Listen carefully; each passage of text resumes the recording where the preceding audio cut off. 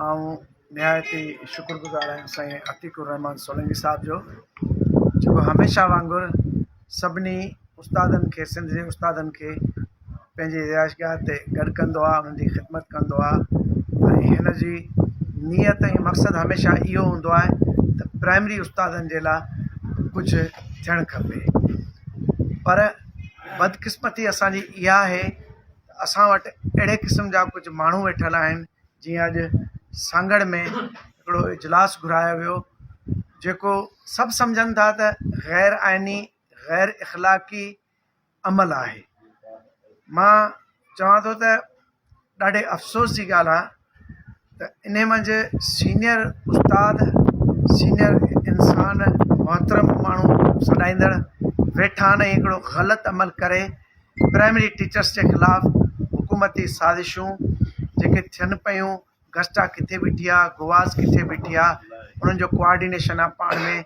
गुवाज़ मां गस्टा मां 16 मां 17 में था वञनि त हुननि हिक ॿिए जा मफ़ादात आहिनि। प्राइमरी उस्ताद किथे बीठो आहे ऐं ही चङा मुड़ुस जेको हिकिड़ो सुठो सिस्टम उस्ताद खे ॾेई दुआउनि सां गॾोगॾु हिकिड़ो पंहिंजो तारीख़ में नालो, सुठो नालो लिखाए वञनि। पर अॼु सांगड़ जे ऐं उन ई हाजी नाज़िर निज़ामाणी खे चवंदुसि, अॼु तुंहिंजो नालो गद्दारनि में लिखियो वियो, प्राइमरी उस्तादनि जे गद्दारनि में तुंहिंजो नालो शुमारु थींदो। ऐं अॼु खां पोइ सिंध जे तमामु फेसबुक ते पोस्टुनि ते हलायो त हाजी नाज़िर निज़ामाणी प्राइमरी उस्तादनि सां गद्दारी कई आहे। छो जो जॾहिं इंडस्ट्रीज़ डिपार्टमेंट ख़ुदि खे चेयरमैन इलेक्शन कमेटी चूंडियो त पाण उन वक़्तु छो क़बूल कयो? अॼु हिन जे मन पसंदि फ़ैसिला ऐं मफ़ादनि जा फ़ैसिला थिया त क़बूल कोन्हे ऐं सांगड़ में इजलास तलब करायो अथसि। सो कॉल्ड जेकॾहिं इंडस्ट्री डिपार्टमेंट कयो आहे त इंडस्ट्रीज़ डिपार्टमेंट पंहिंजे तरफ़ां कोन कयो आहे। इंडस्ट्रीज़ डिपार्टमेंट खे कोर्ट जा ऑर्डर्स आहिनि, उन जे मुताबिक़ हुन कयो आहे, जेके असां बि इंडस्ट्री डिपार्टमेंट जे चवण ते या उन जे कोन्दा हलूं, न हुननि खे हलणु खपे। असां कोर्ट जे अहकामात खे फॉलो कंदे जंहिं इंडस्ट्री डिपार्टमेंट जी ड्यूटी लॻाई आहे, ज़िमेदारी ॾिनी आहे, असां उन खे फॉलो कयो आहे। ऐं हुननि जॾहिं पंहिंजा मफ़ादात हुअनि, ज़ाती मफ़ादात हुअनि त उन टाइम ते क़बूल कयूं। जॾहिं हाणे इलेक्शन हाराइण पिया वञनि, सिंध जा प्राइमरी उस्तादनि ते थू थू पिया कनि, सर्विस स्ट्रक्चर न मिलियो, प्राइमरी उस्ताद हिकिड़े कूज़े में बंदि थी विया, मथां हब क्लस्टर पॉलिसी जेका आहे मुंसलिक कई वई। असांखे चवनि था त जेकॾहिं सतरो जेकॾहिं मिलियो, जेकॾहिं अञा पक का कोन्हे का, त उहो टाइम स्केल हूंदो। छो बा असां प्राइमरी सॼी ज़िंदगी ॾिनी, हिन दुनिया में आयासीं, पंहिंजो हिकिड़ो सिलसिलो पूरो कयोसीं, ऐं जॾहिं रिटायर्ड थींदासीं छा असांजो सतरो कन्फर्म उन जो हक़ ई कोन्हे असांजो?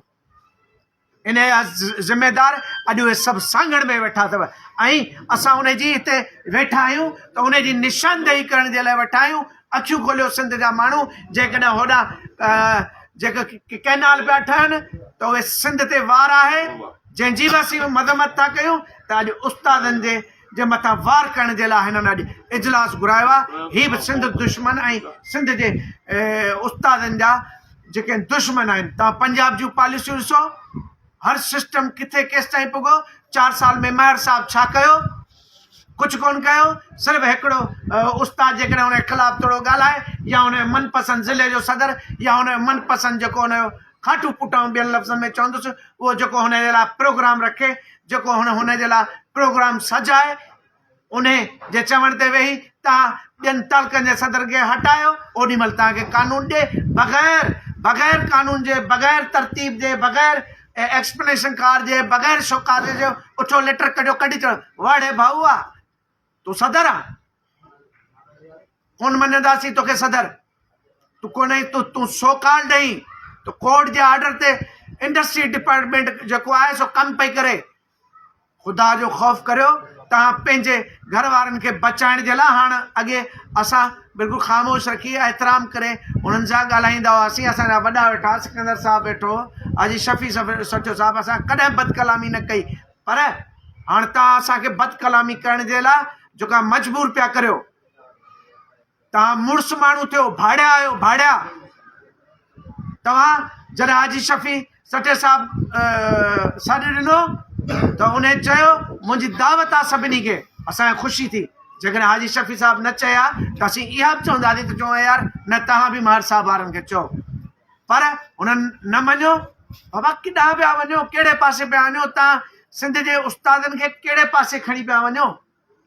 ज़ुल्म जी इंतिहा आहे।